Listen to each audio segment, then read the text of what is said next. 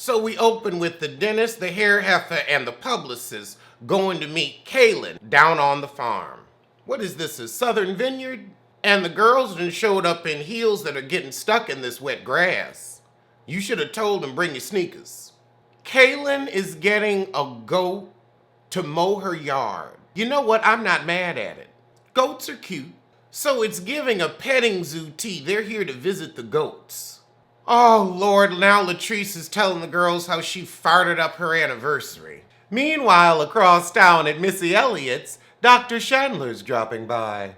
So the therapist is here to help them move forward as a family. Well, where's Essie? You can't move forward as a family without your husband there.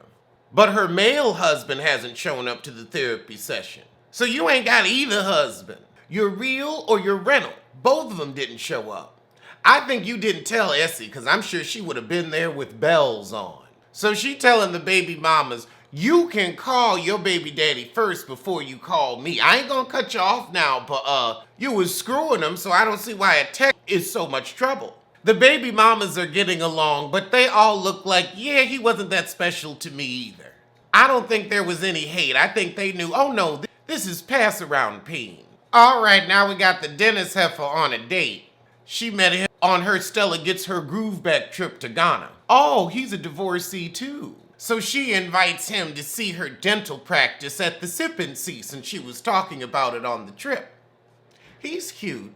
Meanwhile, across town, Marie's husband Essie comes home and Marie's telling her how Cedric has been MIA. Essie about to get him in line.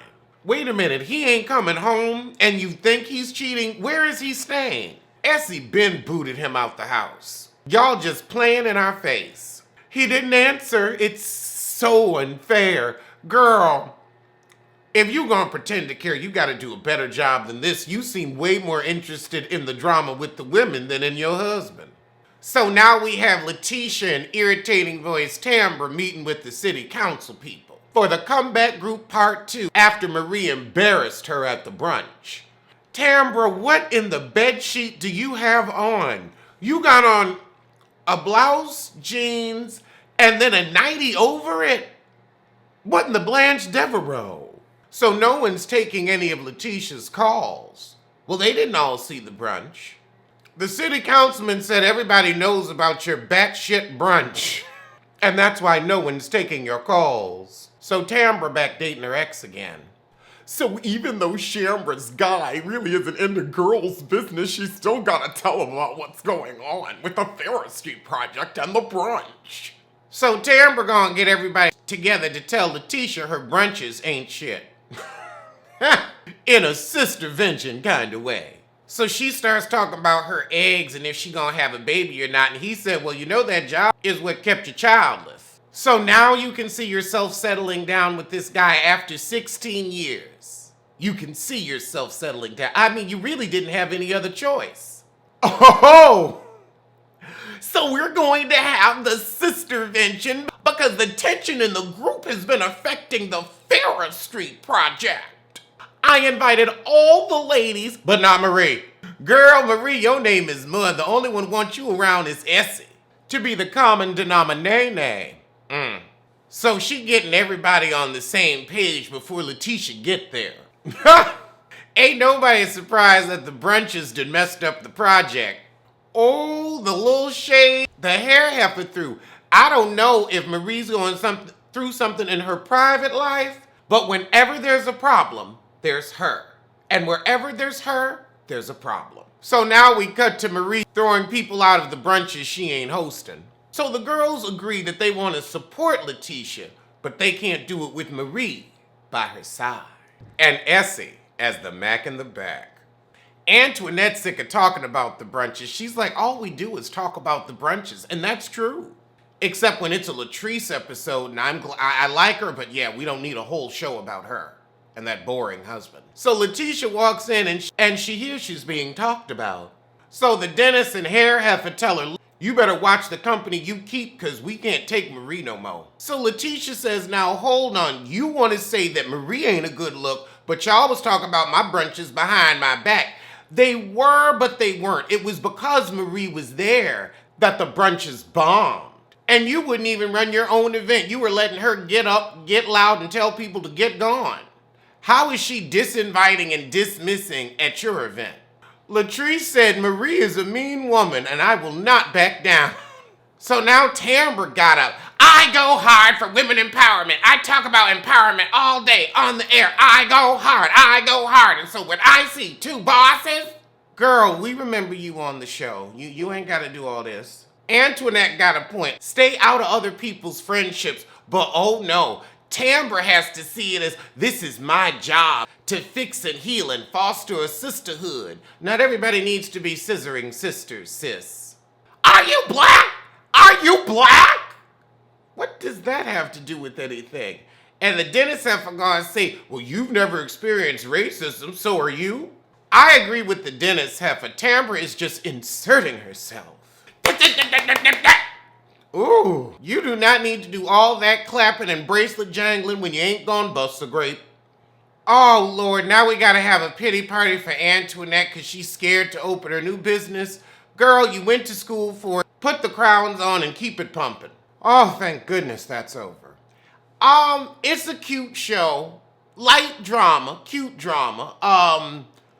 I see them not bringing Marie back because she's just so obviously the issue. Now we got the fake Native American looking for his addict. Got Hair Lip Sean still waiting for destiny, but his destiny is to lose $50,000. So the heifers show up. Now we got the fake Native American who just got a call from his addict in Dubuque. It is 4:13 in the morning and they run into each other in a strip mall. So he gets her in the car and I guess they're gonna head home. So her fake Native American is being very understanding and supportive, which makes me not trust him. Like he gonna take an insurance policy out on her and let her overdose on her own. I could see it. I could see it. I got my good eye on you. No! Oh man. Dylan is back in jail for some serious charges, weapons possession, and drugs. Oh. That is so sad. I don't even want to watch this shit no more. Now I'm depressed. I was rooting for him. I was gonna look up his little Instagram. Girl, she said the sex wasn't that good. I'm not surprised. You weren't high. He felt distant because he didn't want you. So Heather late getting him to the DMV. I told you she gonna get you back in prison. But it wasn't her, it was you. No more road tests today, so they gotta come back tomorrow because she took all day to get ready. Even production getting sick of his heifer. When production saying, okay, can we move on? Now we've got Quaalude and Shovel. Oh, she on camera with ashy elbows. And a stank face, but ashy elbows as white as snow. And everywhere your elbows went, ash was sure to go. I mean, my goodness, can we get some Queen Helene cocoa butter or something?